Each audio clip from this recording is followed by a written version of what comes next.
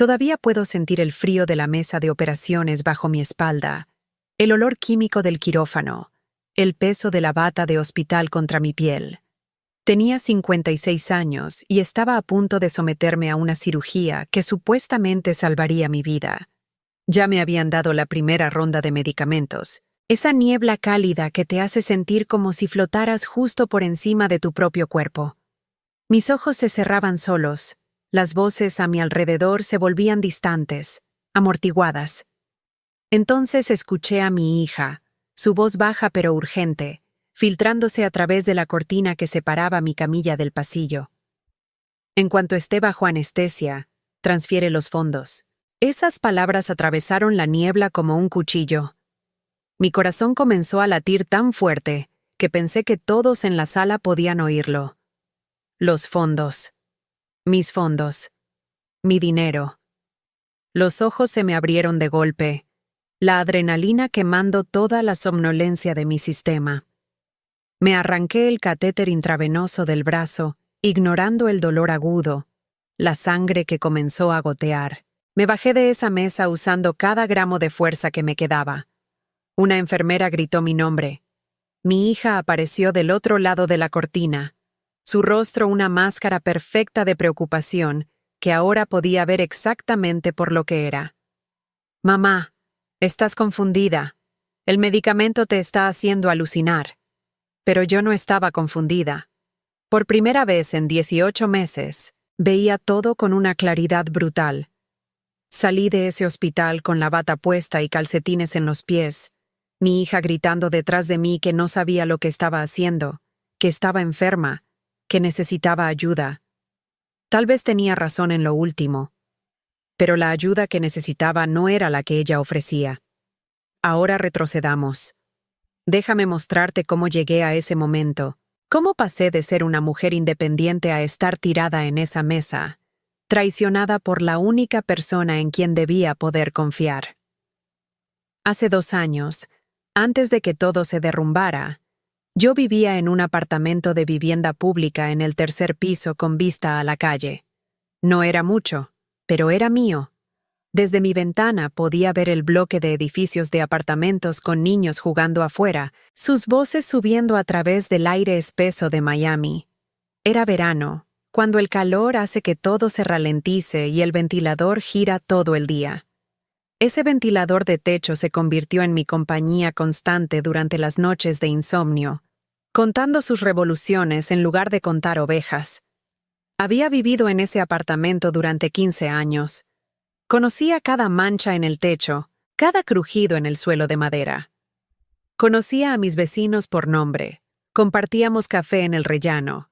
Nos cuidábamos las plantas cuando alguien se iba de vacaciones. La señora Rodríguez de abajo siempre cocinaba demasiado y me traía platos envueltos en papel de aluminio. El señor Chen del pasillo me ayudaba a cambiar las bombillas cuando se quemaban. Era una comunidad pequeña, modesta, pero real. Tenía una rutina. Cada mañana me despertaba a las 6.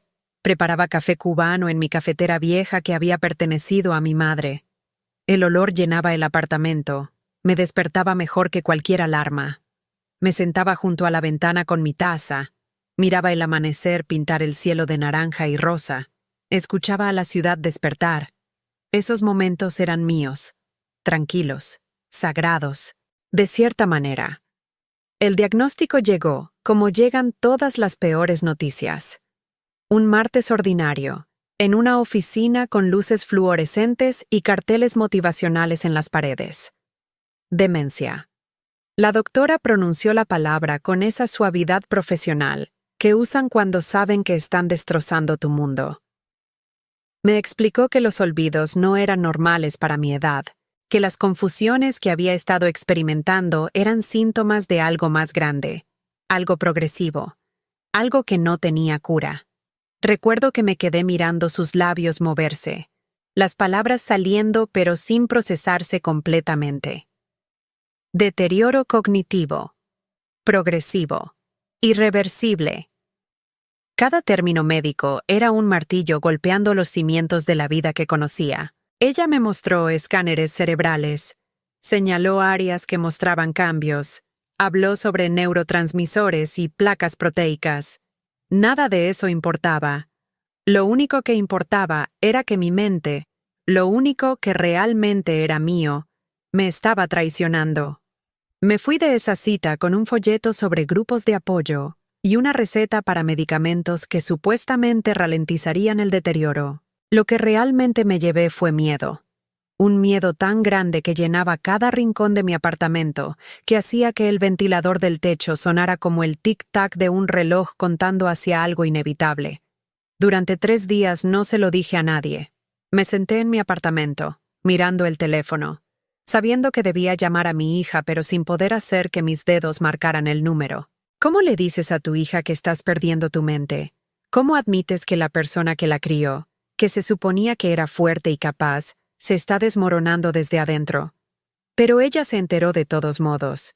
Los médicos la llamaron, listada como mi contacto de emergencia.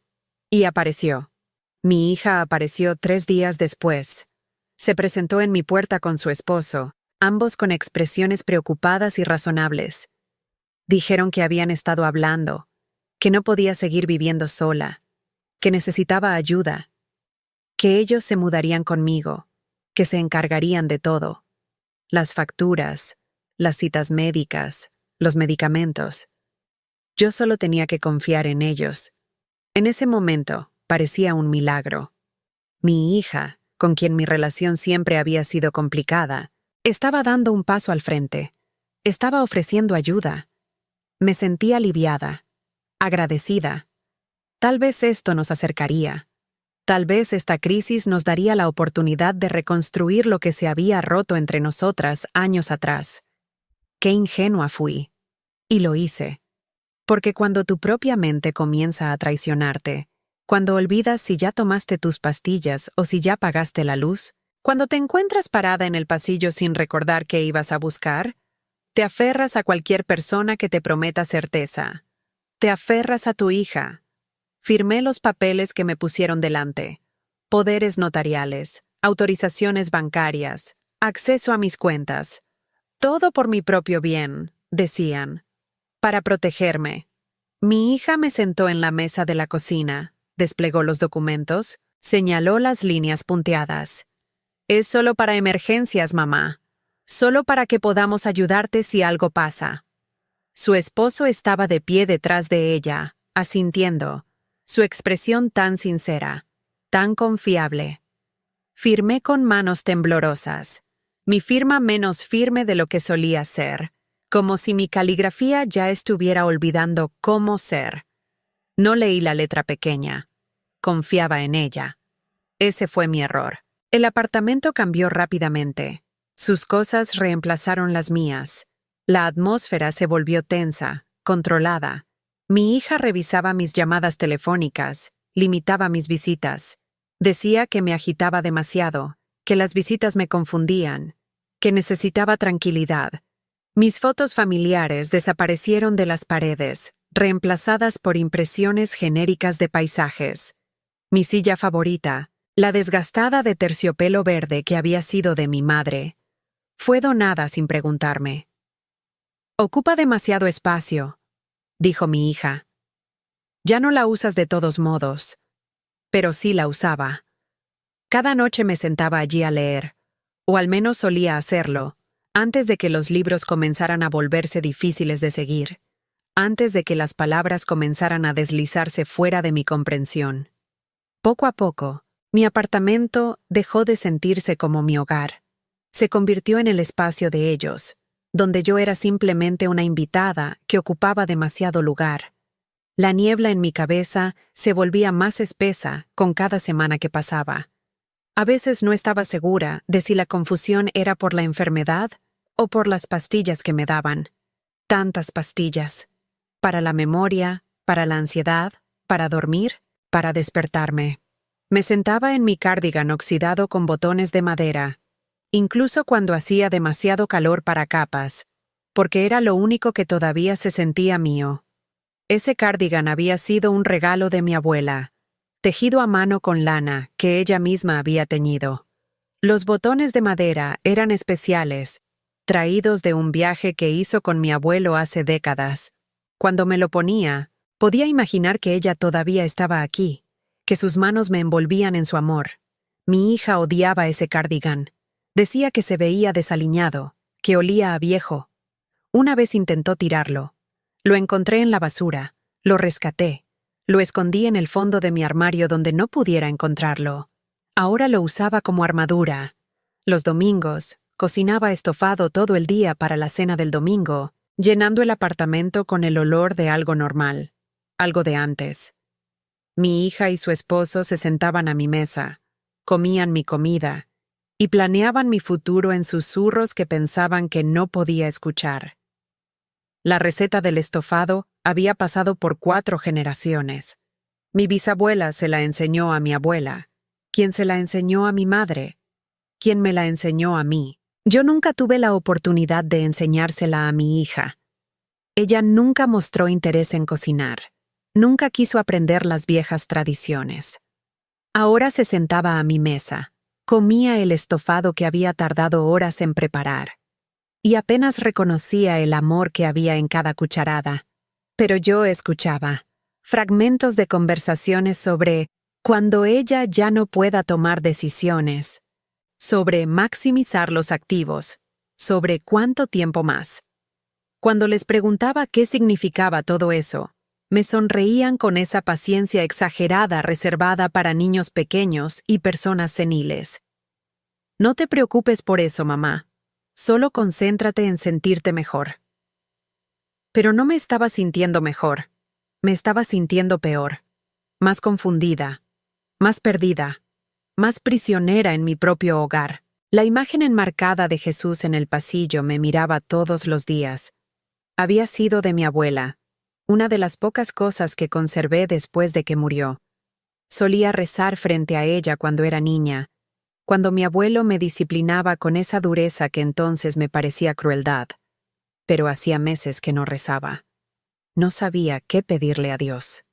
Que retrocediera mi mente. ¿Que mi hija fuera quien yo pensaba que era? A veces me paraba frente a esa imagen, miraba los ojos pintados de Jesús, buscaba algún tipo de respuesta. Pero solo había silencio. El mismo silencio que llenaba mi apartamento, que se asentaba entre mi hija y yo como una presencia física. En mi cómoda guardaba el anillo de bodas de mi abuela, demasiado pequeño para usar, pero guardado en una bolsa de terciopelo. Lo sacaba a veces, lo hacía girar en mis dedos, trataba de recordar cómo se veían mis abuelos juntos. Mi abuelo había sido un hombre callado que mostraba amor a través de acciones, no palabras. Había muerto 12 años antes de que toda mi vida se derrumbara. Fue duro conmigo mientras crecía, pero ahora entendía que era amor. Un amor silencioso, constante, que no necesitaba pronunciarse en voz alta. Recordaba cómo mis abuelos se sentaban juntos en el porche cada noche, sin decir mucho, simplemente existiendo en el espacio del otro. Mi abuelo fumaba su pipa, mi abuela tejía, y el silencio entre ellos era cómodo, lleno de décadas de entendimiento mutuo. Ese era el tipo de amor que duraba, callado, constante, inquebrantable. Yo había esperado tener ese tipo de amor con mi hija. Pensé que a medida que envejecía, nos volveríamos más cercanas, que compartiríamos ese tipo de comprensión silenciosa. Qué equivocada estaba. Entonces llegó la cirugía. Mi hija me explicó que los médicos habían encontrado algo, que necesitaba una operación urgente pero rutinaria. Tenía que confiar en ellos, decía. Ellos se encargarían de todo. ¿Qué tipo de cirugía?, pregunté. ¿Qué encontraron exactamente? Es complicado, mamá. Los médicos explicaron todo, pero tú no lo entenderías. Déjanos manejar esto. Esa debería haber sido mi señal de advertencia. Pero la niebla en mi cabeza era tan espesa en esos días. Medio creía que tal vez realmente no podía entender. Tal vez realmente estaba demasiado confundida para comprender términos médicos. La llevaron al hospital en su coche, no en el mío, que aparentemente había vendido sin que me diera cuenta, aunque eso también podría haber sido la confusión. Me registraron, me pusieron la bata, me prepararon. Todo avanzaba demasiado rápido. Intenté hacer preguntas, Pero las respuestas venían en esa jerga médica que sonaba tranquilizadora, pero no significaba nada para mí. Una enfermera joven con ojos amables me sostuvo la mano mientras me preparaban. ¿Tiene miedo?, preguntó suavemente. Sí, admití. No estoy segura de qué está pasando. Ella miró a mi hija, luego de vuelta a mí. Vi algo en su expresión, una pregunta, tal vez incluso preocupación, pero no dijo nada. Probablemente pensó que yo estaba confundida, que mi hija sabía mejor. Todos siempre pensaban que mi hija sabía mejor. Me acostaron en la camilla, me conectaron a las máquinas. Una enfermera me inyectó algo en el catéter y sentí esa calidez líquida subiendo por mi brazo. La niebla instalándose cómodamente en mi cerebro. Mis párpados se volvieron pesados. Las voces a mi alrededor se convirtieron en un zumbido distante. Y entonces escuché a mi hija. Clara como el día, a pesar de la niebla. En cuanto esté bajo anestesia, transfiere los fondos. El universo entero se redujo a esas palabras. Todo el oxígeno abandonó la habitación. Mi corazón latía tan fuerte que pensé que explotaría. La niebla se evaporó instantáneamente, quemada por la adrenalina pura. Me arranqué el catéter intravenoso. La sangre goteó por mi brazo, pero no me importó. Me bajé de esa mesa con las piernas temblorosas, el mundo girando a mi alrededor. Una enfermera corrió hacia mí, tratando de detenerme, diciendo que estaba en peligro, que podía lastimarme. Mi hija apareció, su rostro una máscara de preocupación maternal perfectamente ensayada. «Mamá, estás confundida. El medicamento te está haciendo alucinar. Vuelve a la cama». Pero yo sabía lo que había escuchado. Por primera vez en 18 meses, mi mente estaba completamente clara, agudamente enfocada. Vi todo. Las miradas que intercambiaban ella y su esposo, la forma en que él se apartó cuando lo señalé, la forma en que las enfermeras los miraban con incertidumbre. «No estoy confundida», dije, mi voz más fuerte de lo que había sido en meses. «Sé exactamente lo que están haciendo». Salí de ese hospital. Caminé descalza sobre la acera caliente de Miami con calcetines hospitalarios que se desintegraron en minutos. Mi hija me siguió hasta la calle, su voz elevándose, atrayendo miradas. Me llamó desorientada, enferma, peligrosa para mí misma. Un guardia de seguridad se acercó. Le dije que esa mujer no era mi tutora legal, que yo tenía derecho a irme. Él vaciló, miró entre nosotras, finalmente asintió. El sol de Miami me golpeó como un puño cuando salí por las puertas del hospital. Debe haber sido mediodía, el calor radiando del asfalto en olas visibles. Gente pasaba apresuradamente, ninguno ofreciendo ayuda a la mujer mayor en bata de hospital claramente en crisis. Esa es Miami. Todos demasiado ocupados con sus propios dramas para notar el tuyo. Tomé un autobús de regreso a mi apartamento. Mis manos temblaban tan fuerte que apenas podía agarrarme de la barra. Cada persona que me miraba veía a una mujer mayor en bata de hospital, obviamente desorientada, obviamente en crisis. Nadie me preguntó si necesitaba ayuda. En Miami, en verano, todos tenían sus propios problemas. El conductor del autobús me miró por el espejo retrovisor, su expresión preocupada. «Señora, ¿está bien? ¿Necesita que llame a alguien?» «Estoy bien», mentí. «Solo voy a casa». Él no parecía convencido, pero dejó que pagara mi tarifa y encontrara un asiento. Me senté en la parte de atrás, mirando por la ventana mientras Miami pasaba, y traté de procesar lo que acababa de descubrir. Mi propia hija había planeado robarme mientras estaba inconsciente. Había organizado una cirugía innecesaria como cobertura para su robo. ¿Cuánto tiempo había estado planeando esto? ¿Cuánto de mi confusión había sido real y cuánto había sido manipulación? Cuando llegué al apartamento, mi hija y su esposo ya estaban allí. Habían conducido más rápido. Habían empacado sus cosas. Me dijeron que me estaba volviendo demasiado difícil de manejar, que necesitaba atención profesional, que esto era por mi propio bien, que se iban pero regresarían con los servicios sociales. Has perdido la cabeza, dijo mi hija, sus ojos duros como piedras. Nos estábamos sacrificando para cuidarte. Y nos acusas de esto. Estás paranoica. La demencia está empeorando. Vi los papeles, dije, aunque no los había visto. Pero la expresión en su rostro me dijo todo lo que necesitaba saber. Culpa, miedo, ira de haber sido atrapada. Su esposo le puso una mano en el hombro. Vámonos. No tiene sentido discutir con ella. Los trabajadores sociales lo manejarán. Se fueron. La puerta se cerró. Me quedé sola en mi cardigan oxidado con botones de madera, parada en mi apartamento que de repente se sentía enorme y vacío. El silencio después de que se fueron era absoluto. Ni siquiera el ventilador del techo hacía ruido. Habían apagado el interruptor al salir. Me paré en medio de mi sala de estar, rodeada de espacios donde mis cosas solían estar, y me di cuenta de lo completamente sola que estaba. Tardé 3 días en encontrar un teléfono que funcionara, uno que ellos no hubieran desconectado o confiscado. Llamé a mi banco. El representante me puso en espera. Luego volvió con un tono cuidadoso, profesional. Dijo que necesitaba ir en persona, con identificación, para discutir mi cuenta. Esos 3 días fueron los más largos de mi vida. Sin teléfono, sin dinero, sin comida en el refrigerador. Mi hija había dejado el apartamento prácticamente vacío. Sobreviví con arroz seco que encontré en el fondo de un armario, agua del grifo y la determinación de no morir antes de descubrir cuánto me había robado.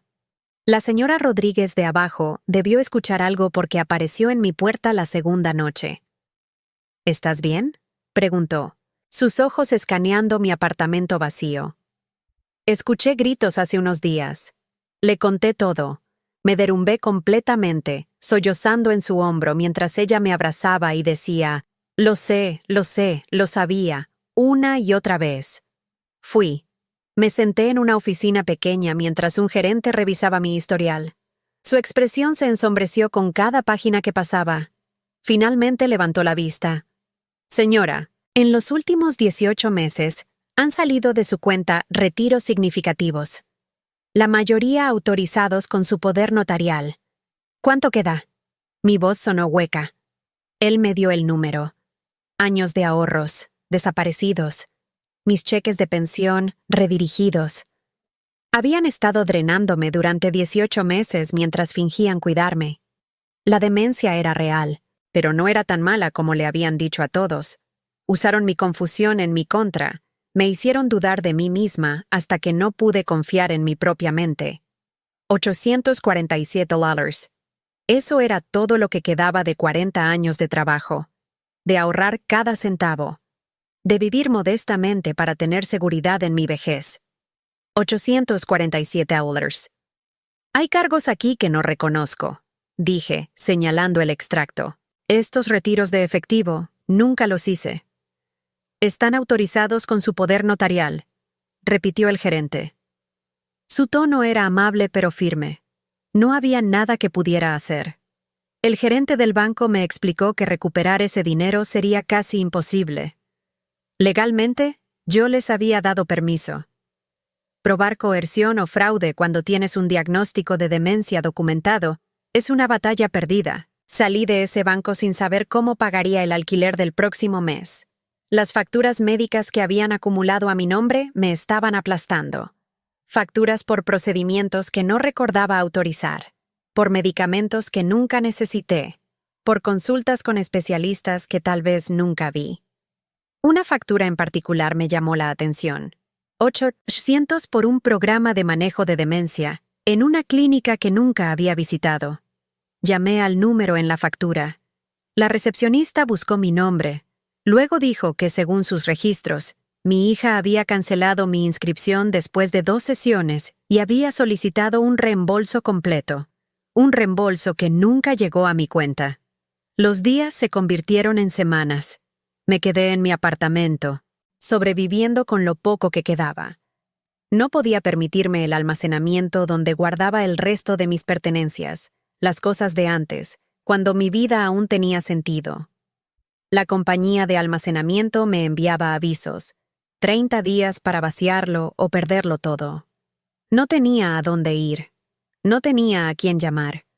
Mi hija había aislado sistemáticamente mis amistades durante esos 18 meses. Les había dicho a todos que yo estaba demasiado enferma para visitas, que me confundía fácilmente, que era mejor dejarme descansar. Efectivamente me había cortado del mundo. Intenté llamar a mi vieja amiga Carmen, a quien había conocido hacía 30 años en el trabajo. El número había sido desconectado. Intenté con Marta, mi compañera de bingo de los domingos. Su hija contestó. Me dijo que Marta estaba en un asilo ahora, que no reconocía a nadie. Intenté con Roberto del edificio de al lado. Me dijo que mi hija le había dicho que yo había muerto. Pensé que eras un fantasma cuando vi tu número, dijo, su voz llena de sorpresa. Tu hija nos dijo que habías fallecido hace 6 meses. Incluso enviamos flores. Flores para mi funeral imaginario mientras yo todavía respiraba. El vecindario que veía desde mi ventana, el bloque de edificios de apartamentos con niños jugando afuera, se sentía como otro mundo. Un mundo al que ya no pertenecía. Esas familias tenían cenas juntas, se cuidaban mutuamente. Yo tenía un ventilador de techo que giraba lentamente en el calor del verano y un anillo de bodas demasiado pequeño para usar pero guardado en una bolsa de terciopelo. Una noche, me senté en el piso de mi cocina, mirando el cuadro de Jesús en el pasillo. No había rezado en meses, tal vez años. No sabía si Dios todavía escuchaba a personas como yo, personas cuyas propias hijas las habían traicionado, pero cerré los ojos de todos modos. Abuelo, susurré al silencio. No sé qué hacer. Necesito ayuda. Mi abuelo había muerto 12 años antes de que toda mi vida se derrumbara. Trabajó en construcción toda su vida. Llegaba a casa cubierto de polvo y nunca se quejaba. Cuando murió, hubo un funeral pequeño, una pequeña póliza de seguro de vida que cubrió el entierro, y eso fue todo. No dejó nada más que recuerdos y ese anillo de mi abuela. Nunca esperé nada de él. Ya me había dado todo lo que importaba. Excepto que tal vez no había terminado de darme cosas. Tal vez no había terminado de protegerme. La mañana siguiente recibí el aviso de desalojo del almacén. 30 días para vaciarlo o perder todo lo que había dentro. No podía permitirme seguir pagando, pero tampoco podía permitirme perder las pocas cosas que me quedaban de mi vida anterior. Tomé 3 autobuses para llegar al almacén. El gerente me dejó entrar con lástima en sus ojos, el tipo de lástima que duele más que el desdén. Mi unidad estaba en el 2.º piso, al final de un pasillo con iluminación fluorescente que zumbaba. Giré la llave en el candado. Levanté la puerta de metal. Cajas. Tantas cajas. Cosas que había almacenado cuando me mudé al apartamento más pequeño, cuando mi vida comenzó a encogerse. Fotos, ropa, documentos, recuerdos de una existencia que ahora parecía pertenecer a otra persona. Comencé a clasificar. Esto podría caber en mi apartamento. Esto tendría que dejarlo. Esta caja de libros. ¿Cuándo fue la última vez que leí? Este mantel. ¿Cuándo fue la última vez que recibí invitados para una cena? Abrí una caja etiquetada cocina y encontré el juego de platos de porcelana que había recibido como regalo de bodas hace 35 años. Me había casado joven, demasiado joven, con un hombre que resultó ser tan frágil como esos platos. El matrimonio duró 7 años. Los platos duraron más. Nunca los usé después del divorcio. Demasiados recuerdos amargos. Mi hija nació de ese matrimonio.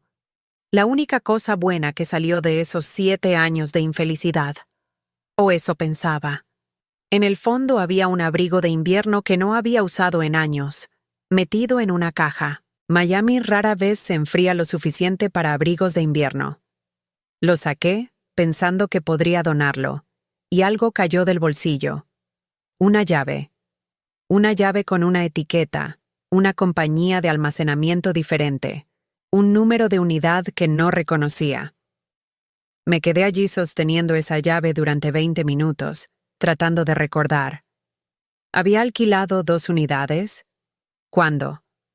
¿Por qué? La niebla en mi cabeza hizo que fuera imposible saber si esto era memoria real o confusión, si esta llave significaba algo, o si era solo otro objeto aleatorio de una vida que ya no podía rastrear completamente. Pero tenía la dirección en la etiqueta. Otro viaje en autobús, esta vez al otro lado de la ciudad.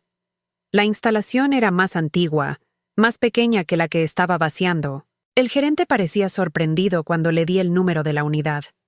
«Esta unidad ha estado prepagada», dijo, escribiendo en su computadora.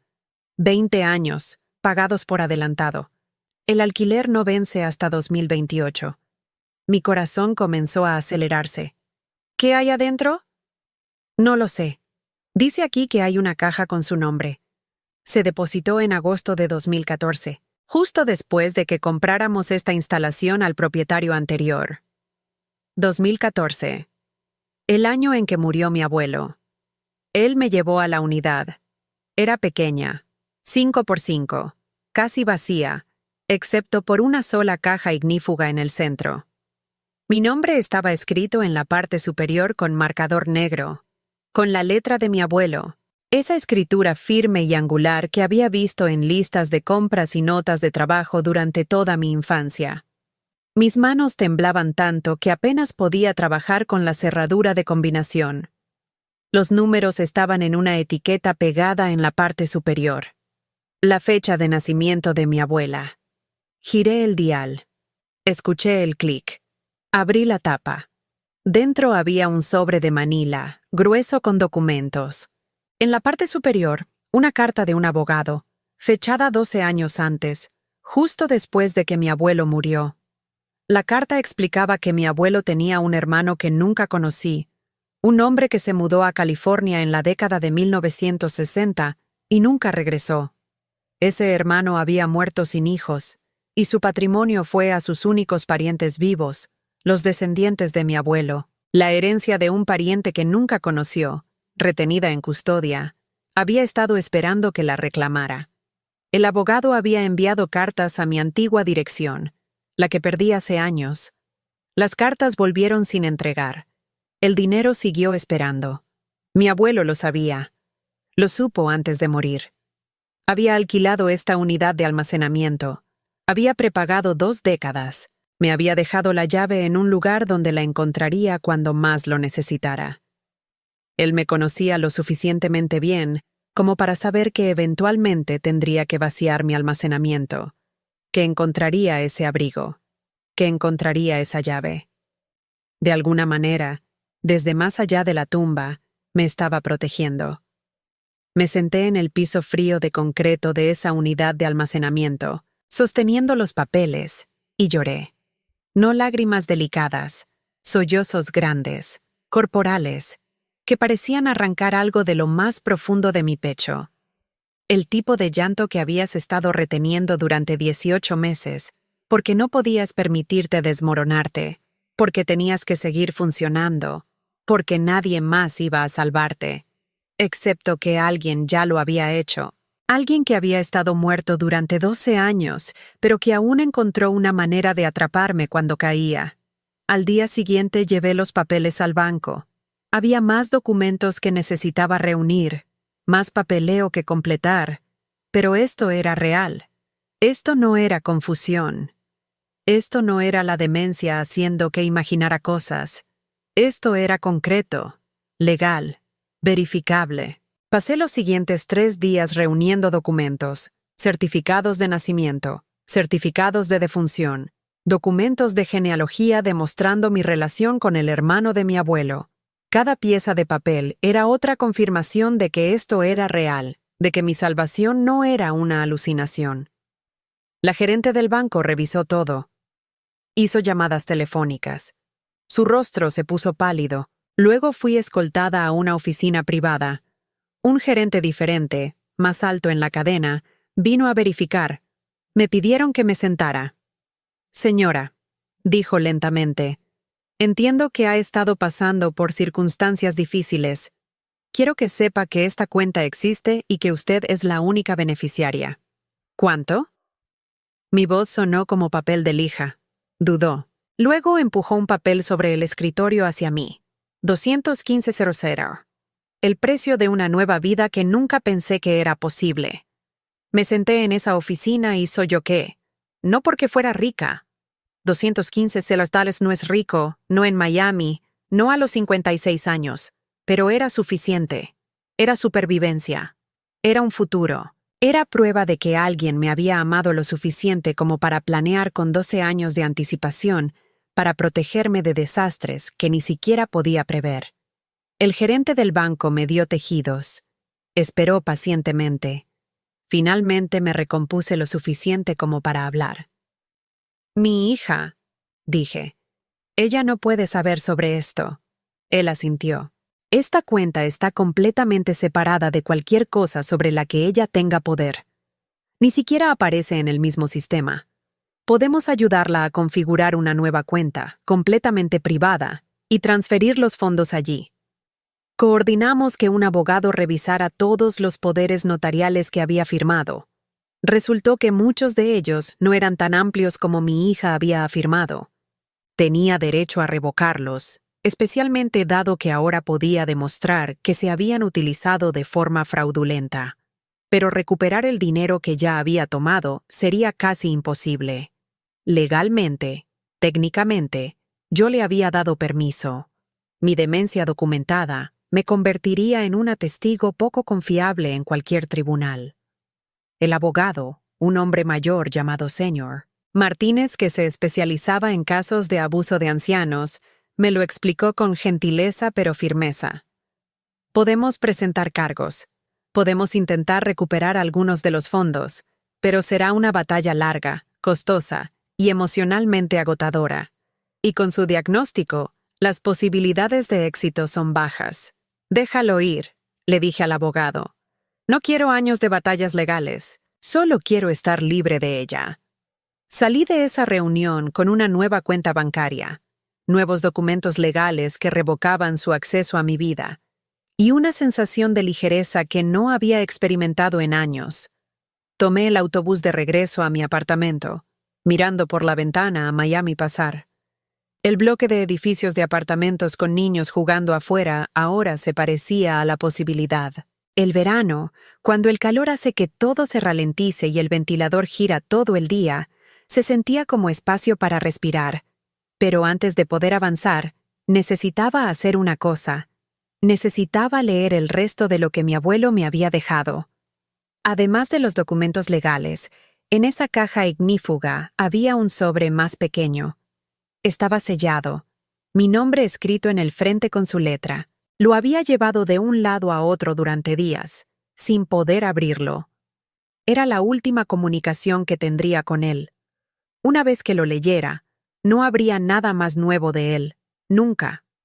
Una noche, cuando el apartamento estaba tranquilo y el ventilador del techo giraba lentamente en lo alto, me senté en el piso con el anillo de bodas de mi abuela en una mano y su carta en la otra. Respiré hondo. Rompí el sello. Mi querida nieta, si estás leyendo esto, entonces he muerto y has encontrado lo que dejé para ti. Espero que estés bien. Espero que nunca hayas necesitado esto. Pero si lo necesitas, me alegro de poder ayudar una última vez. No fui bueno diciendo que te amaba. Eso no es excusa, es un hecho. Crecí en tiempos diferentes, con padres diferentes. Los hombres no hablaban de sentimientos.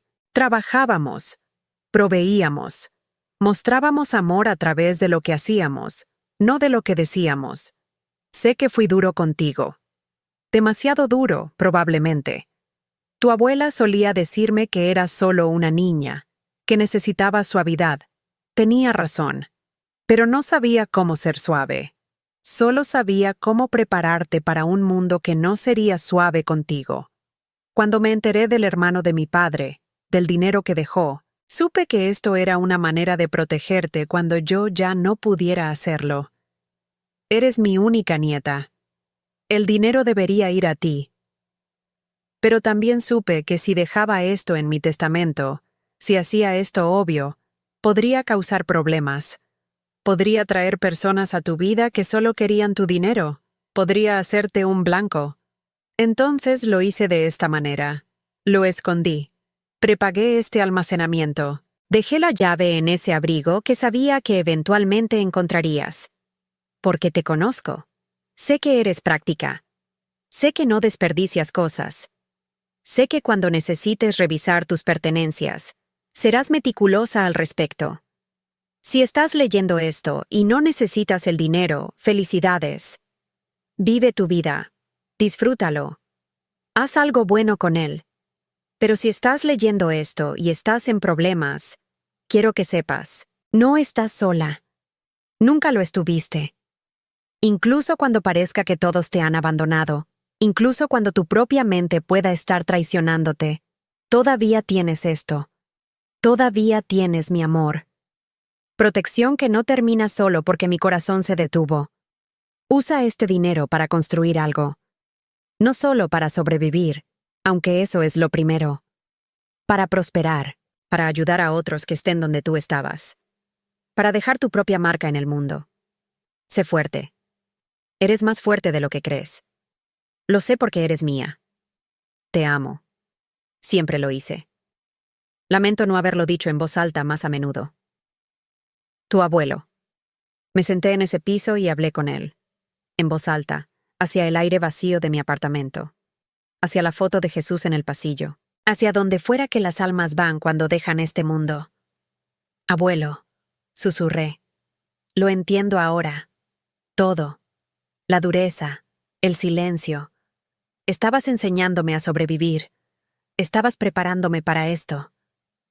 El anillo de bodas de mi abuela, demasiado pequeño para usar pero guardado en una bolsa de terciopelo, se sentía cálido en mi palma. Lo había llevado toda mi vida porque era lo único tangible que me quedaba de su amor. Ahora tenía esto también. Esta carta, esta prueba de que incluso 12 años después de su muerte, él todavía me estaba cuidando. La lectura de esa carta fue el momento bisagra de mi vida. Antes de ella, yo era una víctima. Traicionada, confundida, drenada hasta quedar casi nada. Después de ella, me convertí en otra cosa. No vengativa, no odiosa. Algo más difícil y valioso. Libre. Los días siguientes se movieron rápidamente. Con dinero y claridad mental, pude tomar acciones. Contraté un abogado mejor, uno especializado en abuso de ancianos. Documentamos todo. Cada retiro, cada transacción cuestionable. No estaba buscando encarcelar a mi hija. No estaba buscando venganza. Solo necesitaba que quedara registrado lo que había sucedido, para que ella nunca pudiera reclamar que había sido una cuidadora amorosa, para que nunca pudiera hacerle esto a nadie más. Fue la señora Rodríguez de abajo quien realmente me salvó de maneras prácticas. Ella había estado revisándome durante meses, incluso cuando mi hija trataba de limitar mis visitantes. Se daba cuenta cuando no recibía correo. Se daba cuenta cuando dejaba de salir. No podía hacer mucho entonces. Tenía miedo de que mi hija la denunciara por entrometerse. Pero había estado observando. Cuando finalmente toqué su puerta, cuando finalmente le dije lo que había sucedido, su rostro pasó de la preocupación a la furia en segundos. Lo sabía, dijo. Sabía que algo no estaba bien, pero todos me dijeron que no me metiera, que no era mi asunto. Me contó que había intentado visitarme varias veces, pero mi hija siempre tenía una excusa. Tu mamá está durmiendo.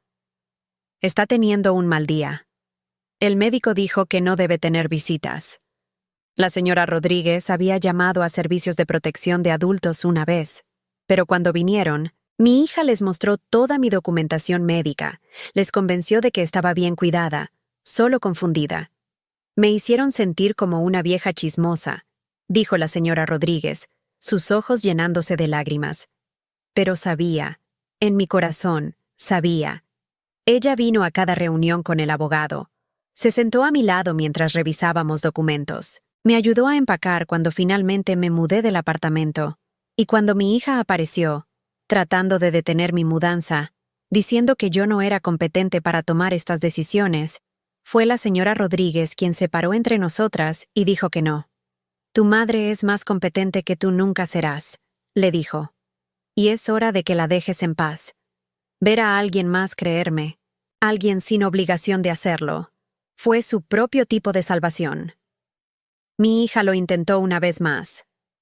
Apareció en mi nuevo apartamento, uno que ella no sabía que podía pagar, uno en un edificio con seguridad. Intentó el botón del interfono.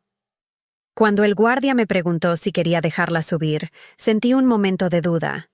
Era mi hija. Mi única hija. Había momentos, enterrados bajo toda la traición, en que realmente la había amado. Pero luego recordé. En cuanto esté bajo anestesia, transfiere los fondos. No, le dije al guardia. No quiero visitantes. Ella se paró afuera durante 20 minutos. Pude ver desde mi ventana. Finalmente se fue. No volvió. Las semanas se convirtieron en meses. Con terapia, mi cabeza se volvió más clara. Resultó que muchos de los medicamentos que me habían estado dando eran innecesarios. Algunos estaban interactuando mal entre sí, creando confusión que parecía peor demencia. Sin ellos, mi mente se afiló. La demencia todavía estaba allí, pero era manejable, no la niebla debilitante que había sido. Mi nuevo médico, la doctora Pérez, revisó todos mis medicamentos anteriores y se quedó horrorizada. ¿Quién le recetó esta combinación?, preguntó. Estas 3 medicinas juntas pueden causar confusión severa, desorientación, incluso alucinaciones. Y esta dosis es demasiado alta para su peso corporal. Cuando le dije que mi hija había estado manejando mis medicamentos, vi la comprensión cruzar su rostro. No dijo nada, pero escribió notas detalladas en mi expediente. Documentación que podría ser útil más tarde si alguna vez necesitaba demostrar lo que me habían hecho. Comencé a pensar en lo que mi abuelo había dicho en su carta. Sobre usar el dinero para ayudar a otros. Sobre dejar mi marca. Comencé a hablar en centros comunitarios, en grupos de apoyo para personas mayores. Les conté mi historia. No todos los detalles escabrosos, pero lo suficiente. Les dije que tengan cuidado en quién confían, que obtengan segundas opiniones, que mantengan a sus amigos cerca, porque el aislamiento es cómo comienza el abuso. Y les dije sobre el amor que no muere. Les conté sobre mi abuelo, sobre cómo me había protegido 12 años después de su muerte, sobre cómo el amor real planea, prepara, deja señales de sí mismo en lugares donde lo encontrarás cuando más lo necesites. Las personas lloraron. Las personas compartieron sus propias historias. El dolor en esa sala, las historias de traición por parte de niños, cónyuges, hermanos, era asombroso. Aprendí que no estaba sola en esto, que había una epidemia silenciosa de abuso de ancianos sucediendo en cada vecindario, en cada ciudad. Una mujer, mayor que yo, contó cómo su hijo la había convencido de poner su casa a su nombre para ahorrar en impuestos sobre sucesiones. 2 meses después, la vendió y la dejó sin hogar.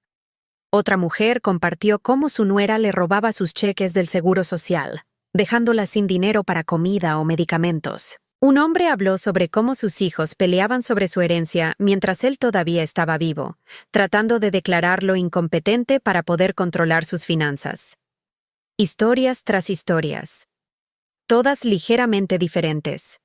Todas devastadoramente similares. Las estadísticas son devastadoras.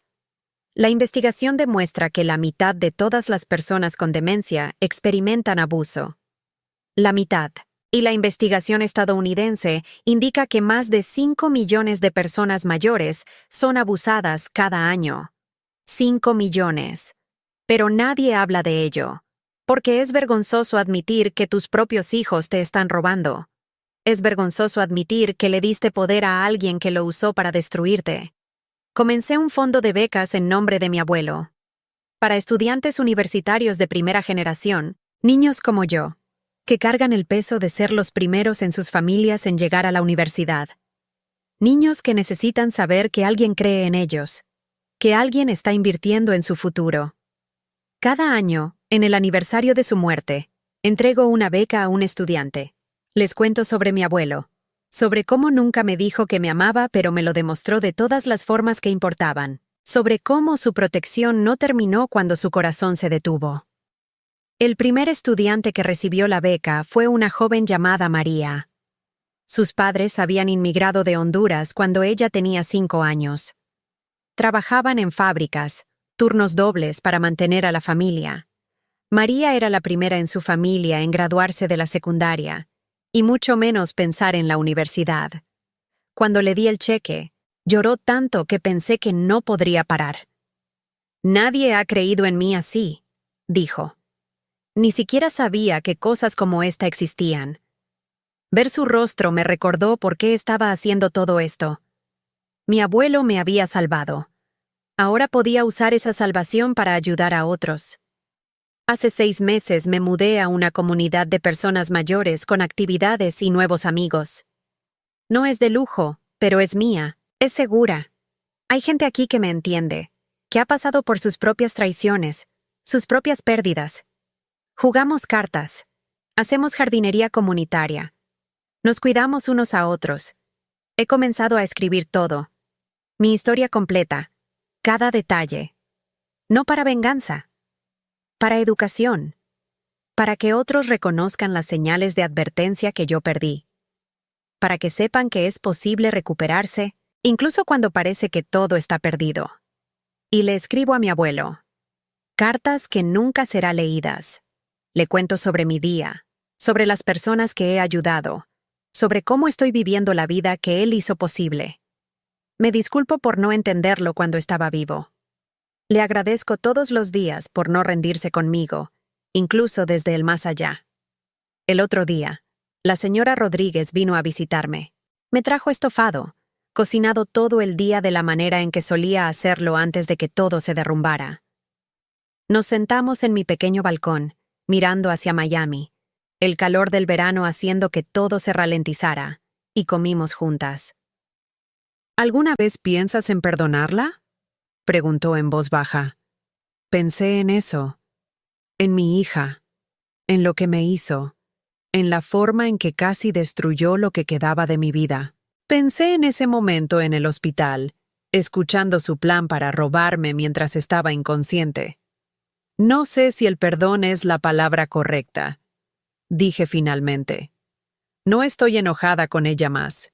Simplemente no está en mi vida, y está bien así. La señora Rodríguez asintió. A veces la paz no es perdonar, es solo dejar ir. Tiene razón. He dejado ir la ira. He dejado ir la necesidad de entender por qué mi propia hija me hizo esto. Algunos porqués no tienen respuestas satisfactorias. Algunas traiciones no tienen sentido. Lo que no he dejado ir es la lección. Este tipo de abuso no afecta solo a la víctima. Afecta a generaciones. Los hijos de mi hija me vieron ser tratada como basura. Vieron a su madre robar a su abuela. ¿Qué aprenden de eso? ¿Cómo afecta eso su comprensión del amor, la lealtad, la obligación familiar?